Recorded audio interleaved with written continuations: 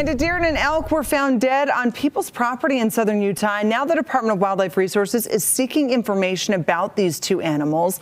ABC4's Southern Utah correspondent Garrett James has that story. In September in Henryville, an elk was found dead. The DWR believes this animal was killed and left. Then in October near Glendale, a deer was found dead as well. The DWR believes this animal was killed and left as well. It is illegal to waste a protected animal. I spoke with the DWR about this incident. The elk ended up on the side of a property, and the landowner found it, and it was a pretty good sized elk, and he was curious about it and wondering why it was there. Our officers went out and investigated. They found that the elk had been hit with some archery equipment. The wound on the elk was such that it probably wouldn't have gone very far. The officers felt that it was something that would have died fairly quickly, so it felt more like it was a wasting, that somebody knew it was, they hit it well and just didn't go look for it.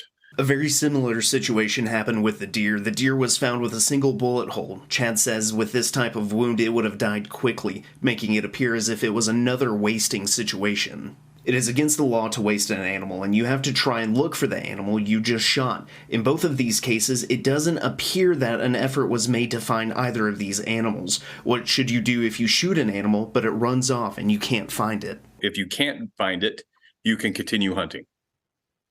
That you don't necessarily even have to call and report anything like that at the moment. I think, it's not a bad idea. This, just keep in mind that, if you run into a game warden or an officer or something like that, you can just say, hey, I hit an animal over there. So if you happen to find it, I looked and couldn't find it, but that's not a bad idea. But what are the punishments for wasting wildlife? If they had licenses for them, the crime that has been committed is wasting. They wasted the meat. They just left the animals there and wasting. The wasting is a Class B misdemeanor, and it, there's everything that is entailed with a Class B misdemeanor. There could be a criminal fine plus restitution for the animal, things like that.